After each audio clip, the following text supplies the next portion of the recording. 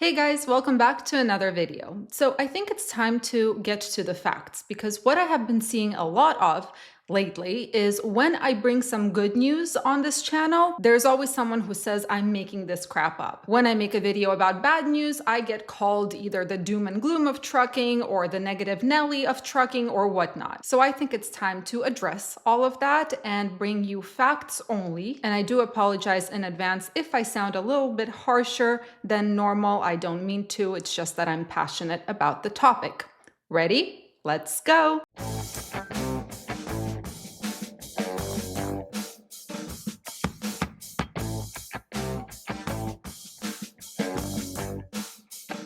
So point number one, regardless of your views, regardless of what you believe in, one thing that we probably will all agree on is the fact that the price of everything has skyrocketed. The consumer price index is up 3% since June of 2023, so about a year ago. If we're talking about just food, the consumer price index is up 2.2% from June 2023. So what does this all mean and how does it affect us in trucking? Well, consumers have to pay more for the things that they need, so they don't have as much money in their savings account and are accruing more debt to afford the necessities. And when this happens, consumers eventually start buying less because they can't afford more, and that gets reflected in the volumes in the trucking industry. Now, some of you are going to say that's bullcrap because what we see every single week in that chart is that volumes are higher than in 2023. True, volumes are higher, but at what cost? Well, at the cost of debt. Consumers are not better off. They are just masking this disaster by taking on more debt. And eventually what will happen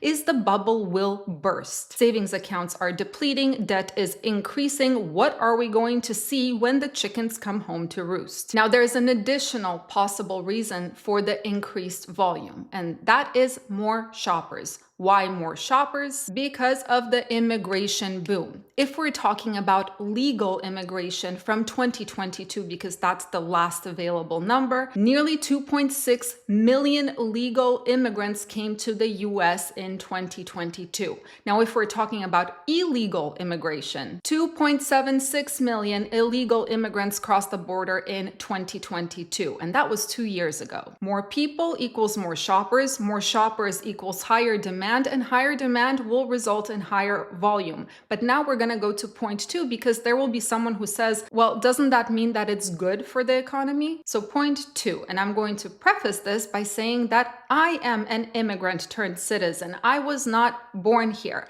And my view is that a healthy amount of legal immigration can add to this country. It brings with it innovation, new ideas, and helps the economy grow. More people creates more competition. And something that we have all thought to be true is that COVID is the only reason why so much capacity came into the trucking market and why we see overcapacity today. But that is not true. It's not just COVID. It's also the amount of people that were looking for jobs. So what do we have now? Well, we have an industry, our industry, as well as multiple other industries where there are more people looking for jobs than there are jobs available. In trucking, this results in overcapacity, which of course pushes rates down. It's supply and demand. And from my own experience, from the people that I know recently immigrated to the US, the top two jobs they usually go to is construction or trucking. So the competition in the trucking industry is really brutal. Point number three, we have to talk about inflation and interest rates. Unless you have been living under a rock this whole time, you know that inflation is insanely high, and because of it, the Fed increased interest rates. To give you a number, interest rates went from 0.05% in January of 2022 to 5.33% in August of 2024. And if you're not aware, the reason the interest rates get hiked up by the Fed when there is inflation is to curb spending. But what has happened is all the news media outlets were saying how resilient the US consumer was because they continued spending and accruing debt. But what they forgot about is the fact that there are more people now living in the US, so the spending is higher. Now, how do these interest rates affect our industry? Well, let's look at it from a broader point of view. When the interest rate is high, that means the cost of borrowing money is high. And that means that businesses are not going to expand because they do not want to pay these crazy interest rates when they're borrowing money. They're not going to be updating their equipment as often. And that results in either the economy not growing or growing at a very slow pace. Now, forget businesses for a moment and let's talk about consumers. Consumers are no longer equipped to finance a new home or a new car. That means that there is less demand for those products now. And in terms of homes, as an example, if there's not as much demand for homes, guess what? Construction starts slowing down. And when construction slows down, it affects flatbeds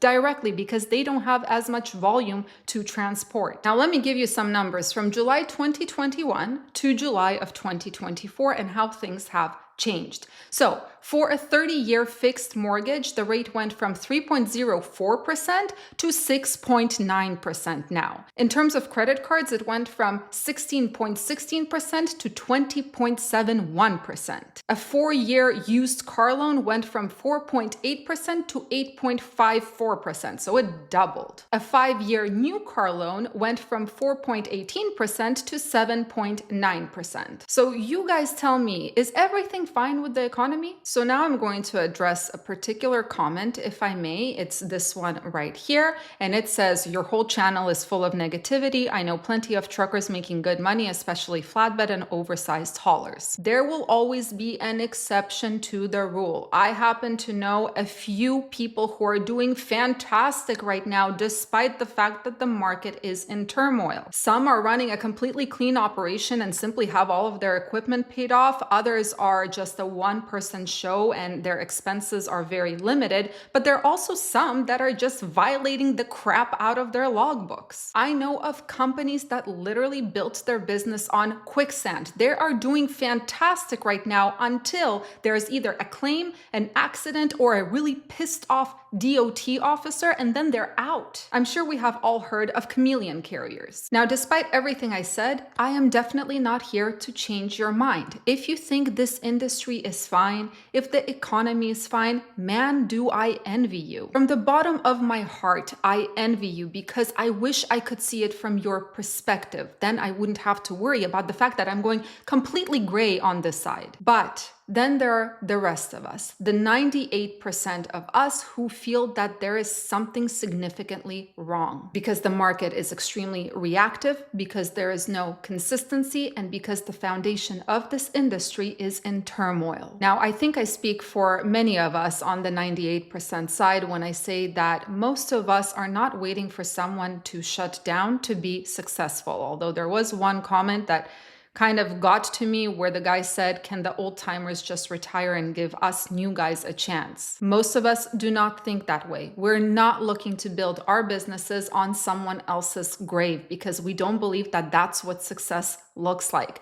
Success is being able to make something of your operation when things are challenging. But for that, you have to admit that things are challenging so you can prepare. It helps us plan to better our operations and to adapt to the realities of the current situation. So again, if you see it differently, by all means, you have a right to see this market any way you choose. And I do not judge. On the contrary, I wish you guys success, and I hope that maybe you can share with us what is working for you so that you can go through this market unscathed. Anyway, regardless of your views, I wish each and every single one of you success because I do not plan my operations on the hope that someone else fails. So keep strong, keep pushing forward, and know that things always change, so it will get better. See you guys in the next video.